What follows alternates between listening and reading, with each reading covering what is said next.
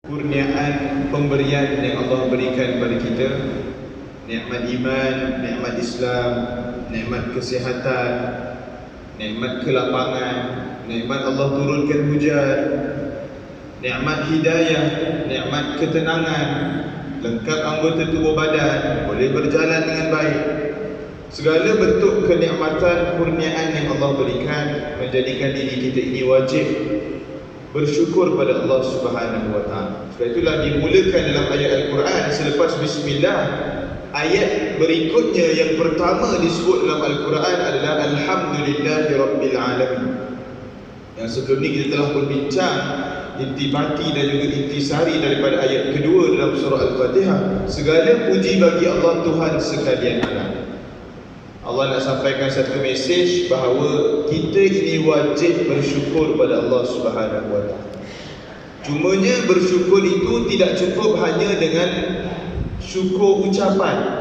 Aku bersyukur padamu ya Allah, aku berterima kasih padamu ya Allah. Tidak memadai dengan ucapan.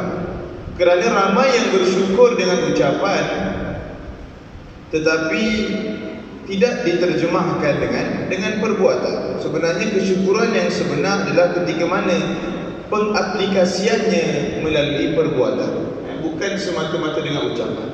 Jadi bila sebut bersyukur dengan perbuatan, kesyukuran itu membawa maksud ketaatan kita pada Allah. Taat pada perintah Allah, cegah diri kita daripada melakukan perkara yang dilarang oleh Allah. Itulah sebenar-benar kesyukuran. Sebenar-benar kesyukuran, sebenar-benar terima kasih kita pada Allah Subhanahu wa taala. Jadi jadilah kita insan yang bersyukur, kerana ketika mana kita bersyukur pada nikmat Allah, la in syakartum la azidannakum. Allah berfirman, ketika mana kamu bersyukur terhadap pemberian yang aku berikan, aku akan tambahkan lagi pemberian tersebut. Jadi sebab itulah kena bersyukur. Mudah-mudahan Allah tambah. Maksudnya apa? Boleh jadi kita bersyukur dengan ada seorang isteri, Allah tambah lagi isteri yang kedua. Boleh jadi begitu. Kalau ada rezeki lah. Rezeki kalau tak salah lah. Mudah-mudahan adalah yang bertuah dalam kalangan jemaah kita pada hari ini, insya-Allah. Jadi kita teruskan perbincangan kita pada malam ini. Kita masuk pada peringkat kedua surah Al-Fatihah yang kita sebut sebagai penjagaan ataupun kaitan hamba dan juga Tuhan. Kaitan hamba dan juga Allah Subhanahu wa taala. Umumnya surah Fatihah terbahagi kepada 3 bahagian. Yang pertama adalah pembahagian yang membincangkan tentang akidah dan juga keimanan. Itulah ayat pertama hingga ayat keempat. Bismillah sampailah Malik Yaumiddin. Keempat-empat ayat ini membincangkan tentang aspek ketuhanan, kekuasaan Allah, nama-nama Allah dan sebagainya. Semua berkaitan dengan Allah Subhanahu wa taala. Datang perbincangan sektor yang kedua, iaitu perbincangan ayat kita pada malam ini adalah ayat kelima dalam surah Al-Fatihah. Iaitu ayat ini membincangkan tentang hubung kait manusia dengan Allah. Ataupun kita boleh sebut tentang pensyariatan itu bermula daripada ayat kelima surah Al-Fatihah. Itu kita akan kupas selepas. Dan pecahan ketiga adalah berkaitan dengan doa atau berkaitan dengan manusia itu sendiri. Mula-mula berkaitan dengan Allah, kedua berkaitan dengan perkongsian antara manusia dan Allah, ketiga berkaitan dengan manusia. Itulah doa yang wajib dibaca oleh semua umat ataupun semua hamba Allah. Ihdinas siratal mustaqim, berkaitan dengan hidayah. Sehinggalah waladhdallin. Ayat 6 ke 7 kita memohon, kita berdoa pada Allah. Itu juga akan menjadi perbincangan. Dia ada hubung kait antara ayat 5 dan juga ayat 6 surah Al-Fatihah. Jadi bila kita sebut iyyaka na'budu wa iyyaka nasta'in, hanya engkaulah yang kami sembah dan hanya engkaulah yang kami mohon pertolongan. Kami meminta pertolongan. Jadi dari sudut bahasa ni, kita perbincangan pertama dari sudut bahasa ataupun dari sudut nahwu sharaf, tata bahasa Arab. Ayat ni bila sekali baca kita rasa pelik. Sebab apa? Hanya engkaulah yang kami sembah. Sepatutnya kami sembah engkau. dan kami memohon pertolongan. Sepatutnya begitu. Tetapi dikehadapankan maf'ulun bih ataupun disebut sebagai kata tambahan daripada ayat, sesuatu ayat, di mana ia menunjukkan satu penegasan. Kalau asalnya na'budu iyyaka wa nasta'inu iyyaka, asalnya begitu. Tetapi ketika mana dihadapankan iyyaka itu, dia menjadi satu bentuk penegasan, hanya engkau lah yang kami sembah. Kalau tidak hanya engkau tu, dia tidak akan ada. Perkataan hanya, dia tidak akan ada. Itu antara kelebihan yang ada pada bahasa Arab yang kadang-kadang tak boleh nak diterjemahkan dengan bahasa kita, iaitu penegasan yang Allah tunjukkan pada ayat. Allah nak bagi tahu tidak ada sembahan yang lain, hanya Allah Subhanahu wa taala. Dan tidak ada pertolongan yang lain, hanya Allah Subhanahu wa taala. Itu mesej yang nak disampaikan daripada ayat. Dan bila kita sebut mengenai na'budu, kita berbincangkan na'budu, kita refresh balik sedikit berkaitan dengan ilmu tajwid. Ilmu tajwid pada ayat ini juga kadang-kadang dia boleh membawa kesalahan yang disebut sebagai lahnul jali, iaitu kesalahan yang besar. Kesalahan yang besar, apa impak dia? Kesalahan besar ini hukum dia berdosa besar. Dia boleh membatalkan Fatihah, membatalkan solat, dan dia juga kadang-kadang boleh mengganggu gugat akidah kita, keimanan kita, kerana disebabkan kita salah baca ayat itu, dia membawa perubahan kepada makna.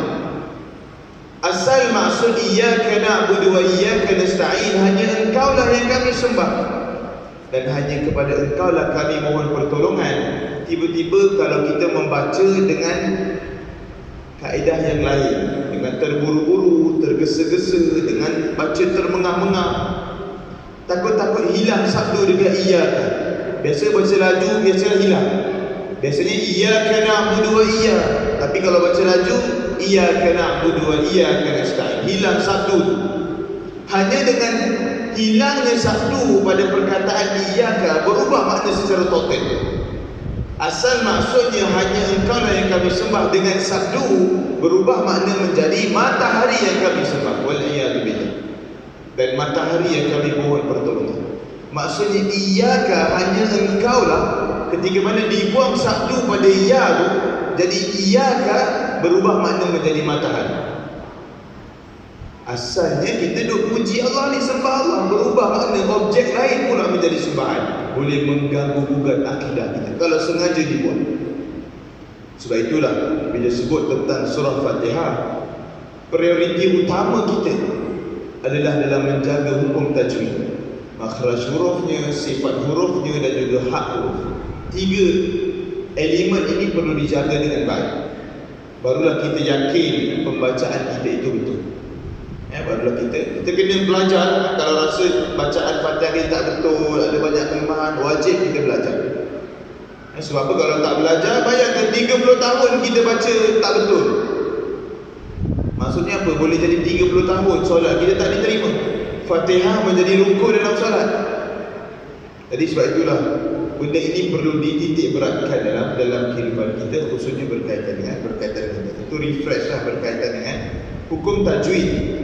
Jadi dia jenis kesalahan yang besar membawa kepada perubahan makna, dan perubahan makna yang sangat bercanggah dengan makna yang asli. Na'budu, kami, apa yang maksud na'budu? Na'budu ni sembah. Kita boleh diterjemahkan kami menyembah, ini signal kepada kita mentauhidkan Allah. Na'budu, mentauhidkan Allah. Sebab itulah kalau kita lihat para nabi dan juga para rasul, ketika mana mereka menyampaikan, mereka berdakwah kepada kaum-kaum mereka, satu sahaja mesej utama, iaitu mesej mentauhidkan Allah. Tinggalkan agama-agama nenek moyang kamu yang lama yang menyembah berhala, berubahlah kepada, berpegang kepada Tuhan yang Esa, itulah Allah Subhanahu wa taala. Itu dakwah setiap para nabi dan juga para rasul, semuanya menuju ke arah na'budu, iaitu sembah kepada Allah.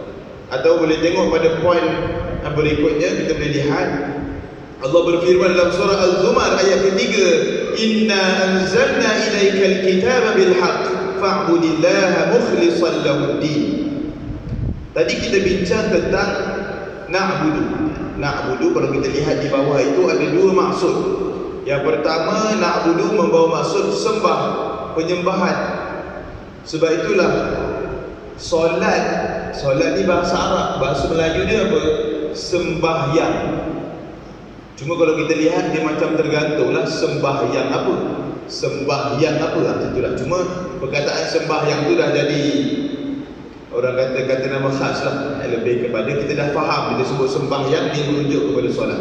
Tapi kalau kita lihat dua patah kata itu seolah-olah macam tak lengkap ayatnya. Sembahyang. Jadi lebih tepatnya solat, lebih tepatnya solat. Itu penyembahan. Sebab itulah sembahyang Maha Esa lah kalau kita sambung pada ayat. Yang kedua, pengabdian. Sembah dengan pengabdian ni sebenarnya dua benda yang sama sahaja maksudnya. Cuma pengabdian itu lebih tepat. Dia kerana merujuk kepada satu ayat dalam surah Al-Zariyat ayat 56.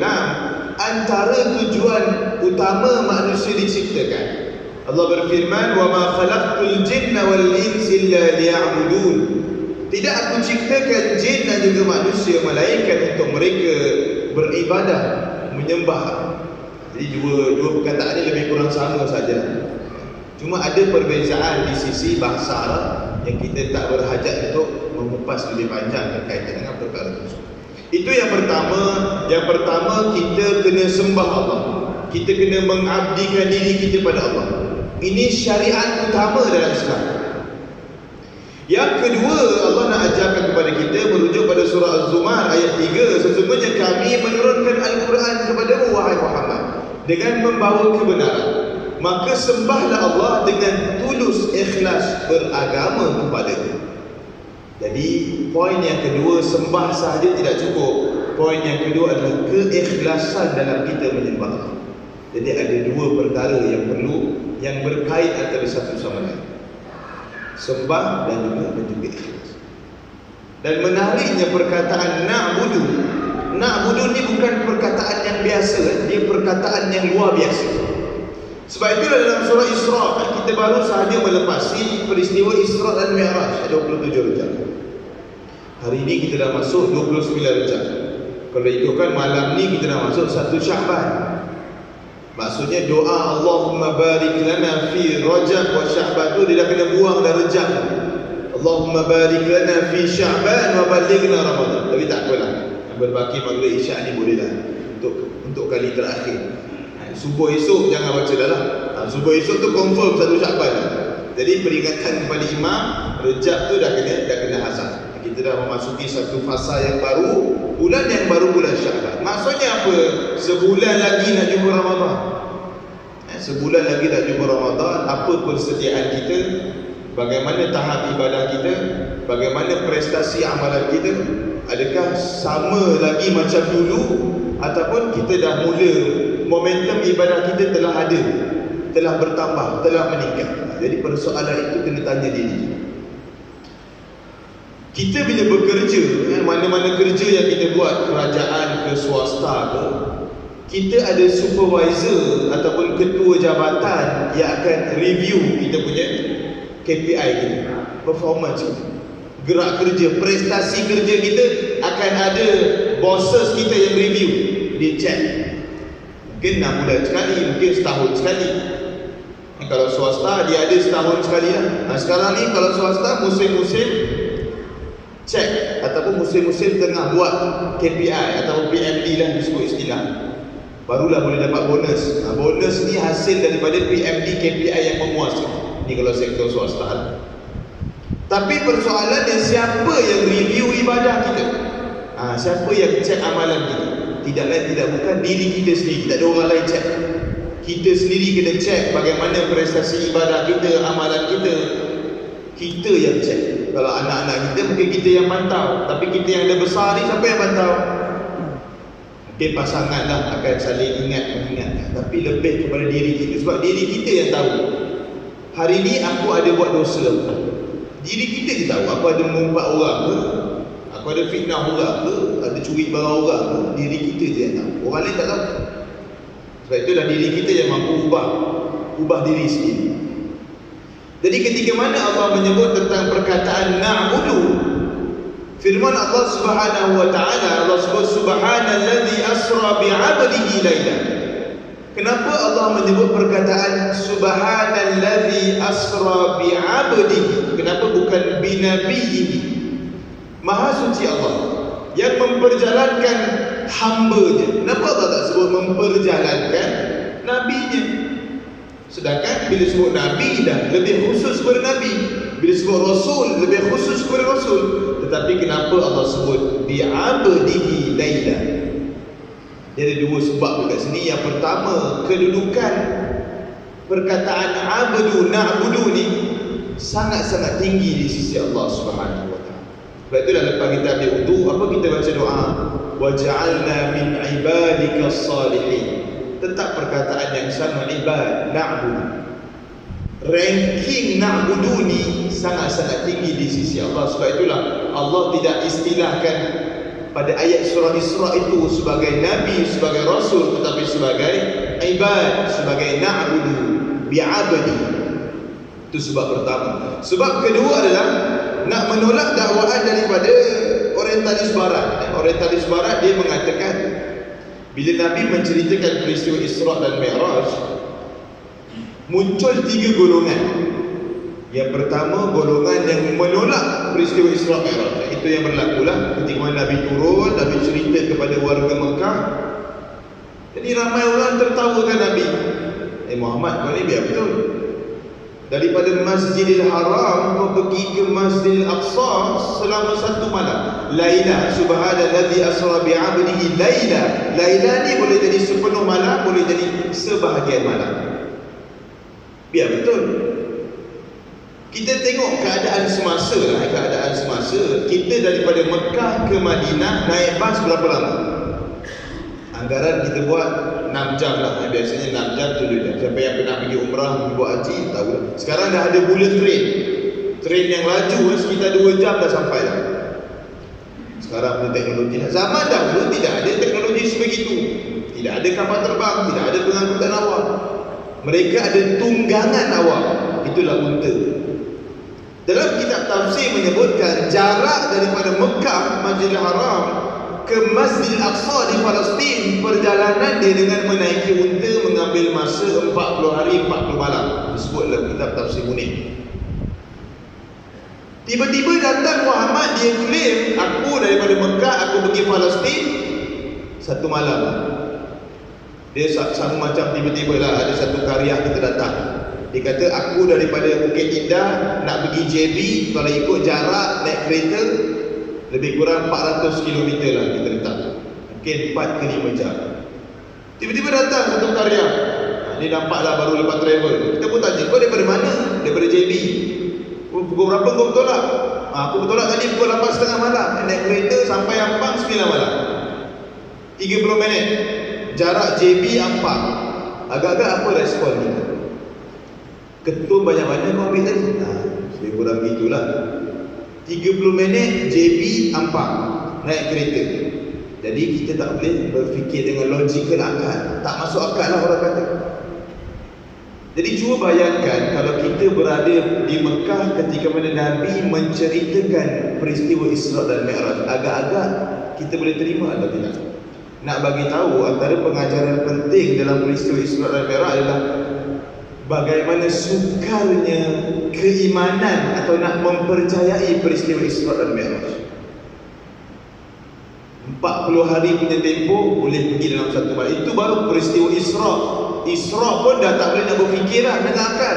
Nabi naik ke Mi'raj, merentasi setiap satu persatu langit, naik ke Sidratul Muntaha, bertemu dengan Allah. Itu macam mana nak buktikan? Jadi sebab itulah Islam itu berdiri atas al-ghaibiyah. Islam itu berdiri atas perkara ghaib, atas perkara sam'iyat. Walaupun dalam Al-Quran perkara sam'iyat, perkara-perkara ghaib ini hanya disebut sekitar 10 ke 20% sahaja dalam Al-Quran. Di mana 10 ke 20% ini tak dapat dibuktikan dengan sains. Berbaki 80%, 70% ayat-ayat dalam Al-Quran semuanya berkaitan dengan sains. sains ke astronomi ke apa, maknanya boleh dibuktikan dengan kajian. Tinggal 10% sahaja yang kita sebut sebagai ambiguous ataupun sama-sama memang tak boleh. Memang benda ni tak boleh dibuktikan. Syurga neraka, siapa boleh buktikan dengan sains? Tak boleh. Begitu juga peristiwa Isra' dan juga Mi'raj, lagi-lagilah Mi'raj, lagilah sukar nak dikaji, semuanya tertakluk kepada bagaimana keimanan kita pada waktu itu. Jadi nak bagi tahu 3 golongan responden kepada peristiwa Isra' dan Mi'raj. Pertama, mereka yang menolak terus peristiwa Isra' dan Mi'raj, itu pertama.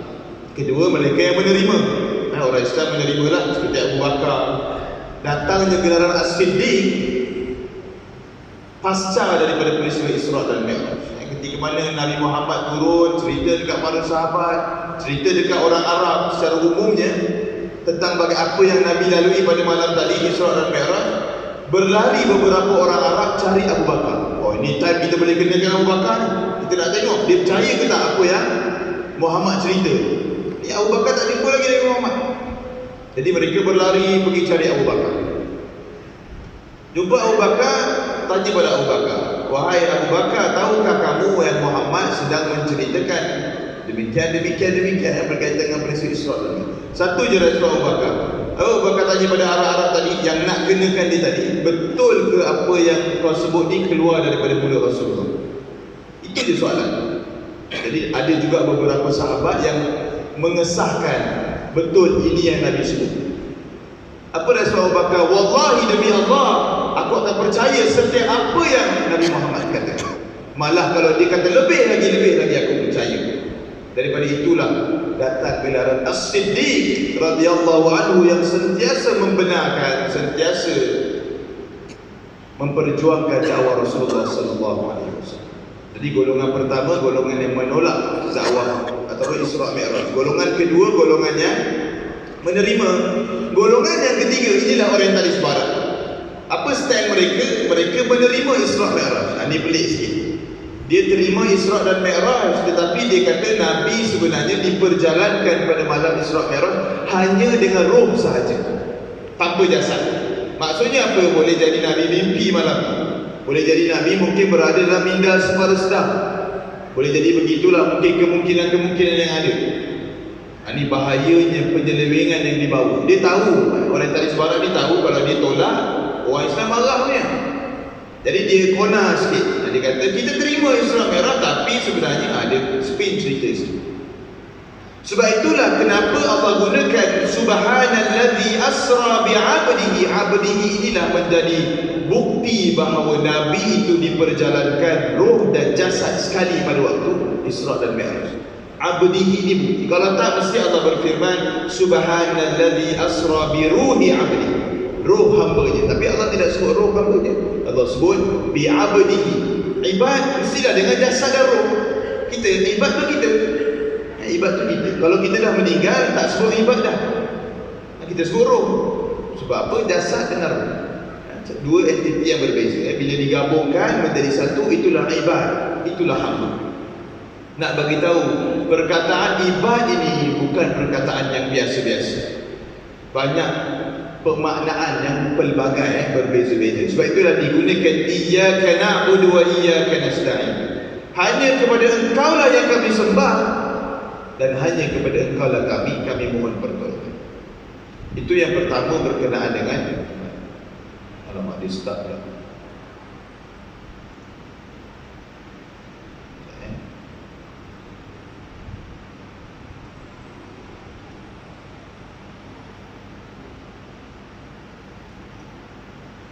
Ataupun pengabdian kita pada Allah Subhanahu wa taala.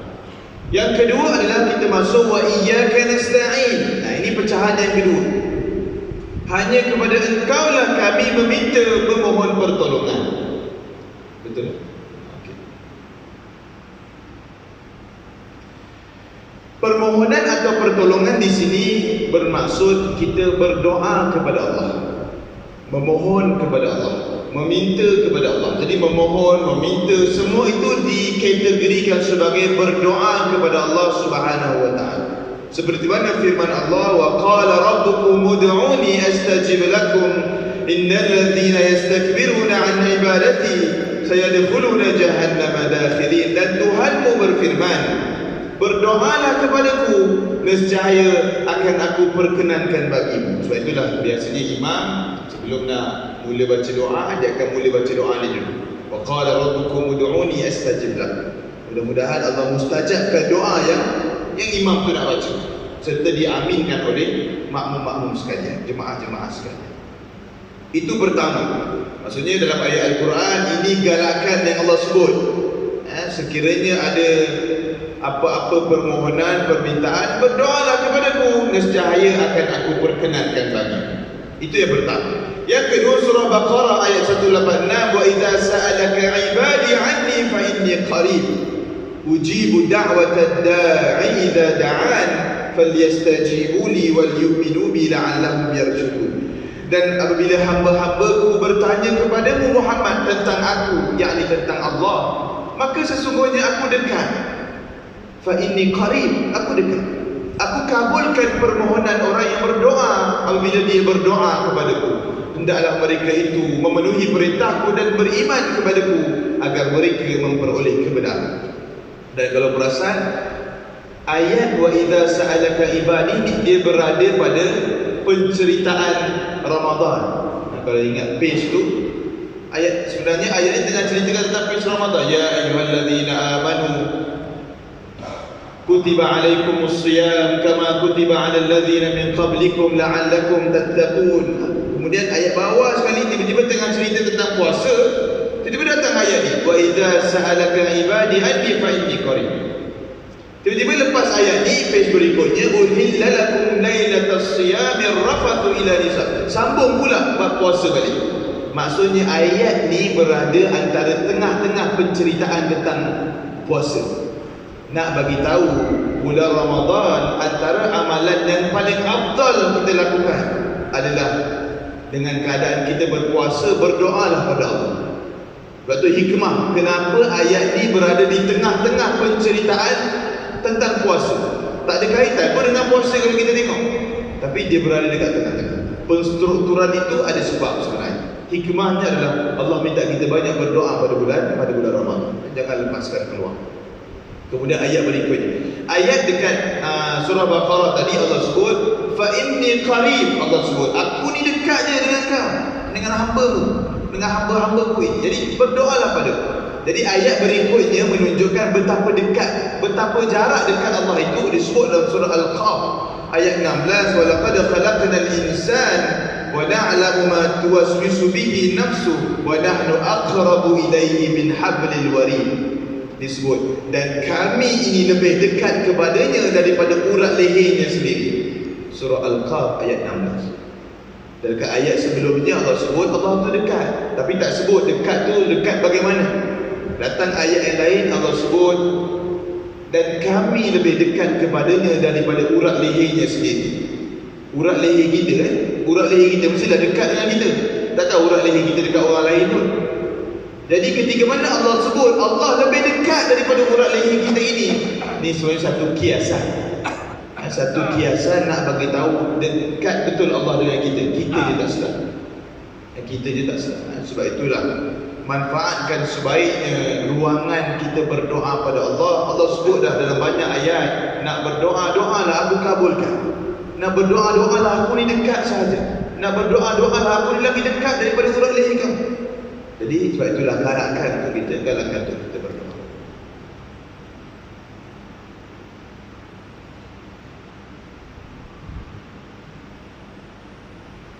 Kemudian slide kita yang terakhir, ada lagi 2.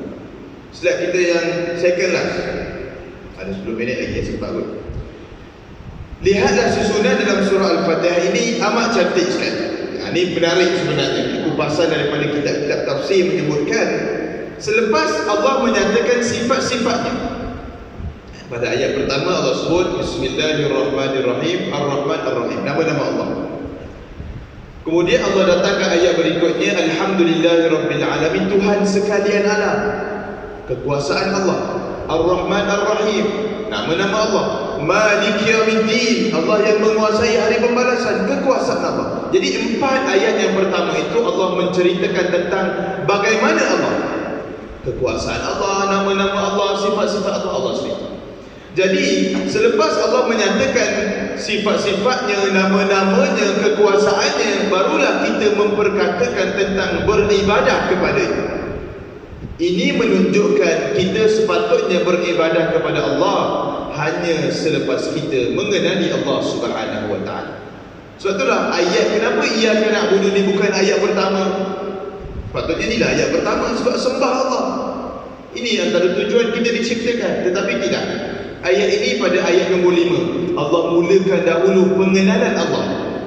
Sebab itulah disebut dalam hadis awwaluddin ma'rifatullah. Perkara pertama dalam agama adalah ma'rifatullah. Kita kena kenal Allah, kena tahu Allah.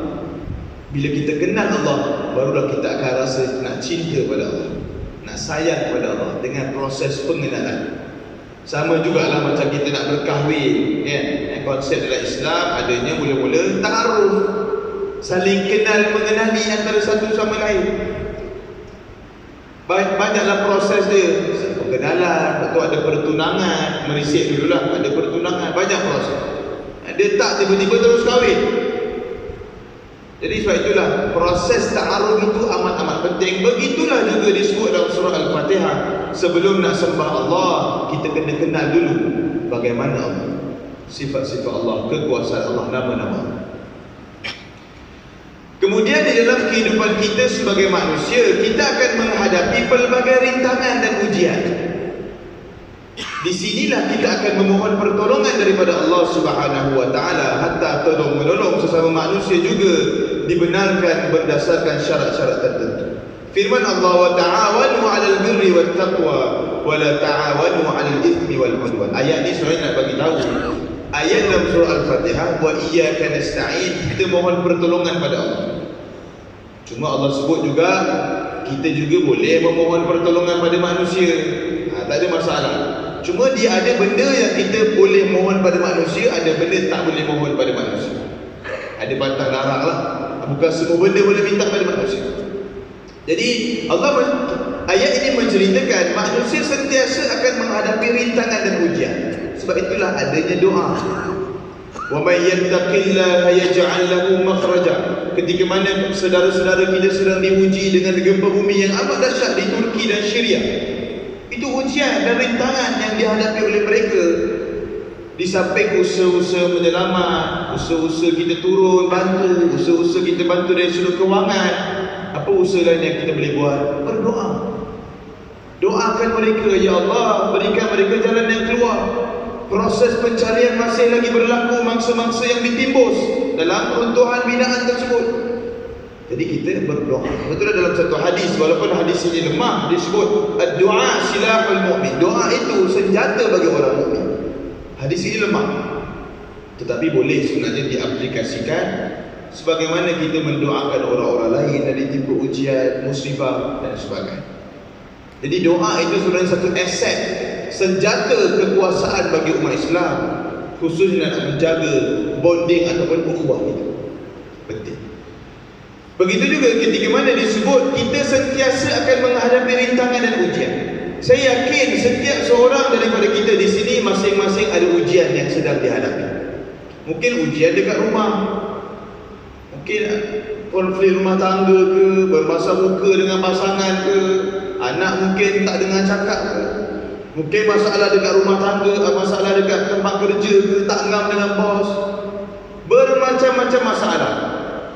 Begitu juga peristiwa Isra dan Mi'raj. Allah bukan hadiahkan Isra Mi'raj kepada Nabi suka-suka tak? Muhammad jom malam ni Isra Mi'raj. Tidak. 3 faktor utama Nabi mendapat Isra dan Mi'raj. Yang pertama, meninggalnya Sayyidatina Khadijah. Kedua, meninggalnya Abu Talib. Ketiga, dakwah Nabi di Taif ditolak. Maksudnya apa? Antara sebab utama Nabi diperjalankan pada malam Isra dan Mi'raj adalah nak mengubati kesedihan yang ada pada Nabi. Kerana Nabi berada dalam satu keadaan yang amat-amat sedih. Dan sekiranya diletakkan manusia menghadapi kesedihan Nabi, sila-sila manusia itu boleh mati dengan kesedihan tadi. ataupun ambil keputusan bunuh diri, nak bagi tahu beratnya kesedihan yang Nabi sedang hadapi. Meninggalnya dua orang kesayangan yang menjadi tonggak utama dalam kehidupan Nabi. Seorang isteri tercinta Nabi, seorang pak saudara Nabi, Abu Talib. Abu Talib lah orang yang paling lama bersama dengan Nabi. Kalau kita lihat Abdullah bapa Nabi, meninggal Nabi dalam kandungan. Siti Aminah ibu Nabi, meninggal ketika Nabi umur 6-7 tahun. Lebih kurang begitulah umur dia, ada khilaf. Sekejap je 6-7 tahun je rosak. Kemudian dijaga Abdul Muttalib, datuk Nabi, lebih kurang 6-7 tahun juga. Kemudian meninggal. Selebihnya siapa yang jaga Nabi? Abu Talib. Disebut dalam kitab sirah selama 40 atau 43 tahun. Lamanya Abu Talib menjaga Rasulullah sallallahu alaihi wasallam. Yang hebatnya Abu Talib menjadi pembantu kepada Nabi dalam menyebarkan dakwah Nabi, walaupun dia bukan Islam. Tak Islam, dan sampai ke penghujung hayat pun Abu Talib tak Islam. Kenapa Nabi sedih? Nabi berjaya mengislamkan ramai orang. Keluarga Nabi, jiran Nabi, orang-orang Nabi tak kenal, ramai orang Islam. Tapi bapa saudara dia sendiri yang dia dah anggap macam bapa dia, 40 tahun duduk dengan dia, dah anggap macam bapa sendiri, bapa dia sendiri tak dapat masuk Islam. Itu yang sedih tu. Sedangkan Nabi berada di riba Abu Talib, ajarkan syahadah, Abu Talib tolak. Kemudian Nabi berdoa pada Allah, ya Allah berikan hidayah kepada pakcikku ini. Apalah sekali Allah sebut, turun satu ayat, innaka la tahdi man ahbabta walakinallaha yahdi man yasha. Sesungguhnya kamu wahai Muhammad, kamu tak mampu beri hidayah kepada orang yang kamu nak, tetapi Allah yang boleh beri hidayah kepada siapa yang Allah nak. Wa huwa a'lam bil muhtadin. Allah lah yang lebih mengetahui siapa yang Allah nak bagi hidayah. Berapa minit ni? Boleh ya? Boleh. Sikit lagi. Kemudian slide kita yang terakhir adalah, dan waktu terbaik untuk kita memohon berdoa pada Allah Subhanahu wa taala adalah waktu tahajud. Dalam banyak-banyak waktu 24 jam yang kita ada, sepertiga malam waktu yang terbaik untuk kita berdoa pada Allah, ataupun 2/3 malam. Ikutlah waktu sebelum subuh. Ini berdasarkan ayat tatajafa junubuhum. Tiap-tiap pagi Jumaat dia seimak akan baca, mereka merenggangkan diri dari tempat tidur, sedikit sangat tidur kerana mengerjakan sembahyang tahajud dan amal soleh. Mereka berdoa kepada Tuhannya dengan rasa takut dan penuh pengharapan. Kemudian mereka menginfakkan sembahyang rezeki. Jadi doa yang terbaik adalah doa ketika mana pada waktu tahajud. Doa yang biasalah. Ada lagi doa-doa mustajab, doa orang yang dizalimi dan sebagainya, itu doa mustajab yang lain lah. Ini doa yang biasa. Kemudian poin yang bawah sekali itu yang paling penting sekali, terlalu banyak benda yang manusia nak daripada Allah. Banyak benda kita nak mohon pada Allah ni. Kadang-kadang kalau kita detailkan satu persatu, macam-macam benda kita nak.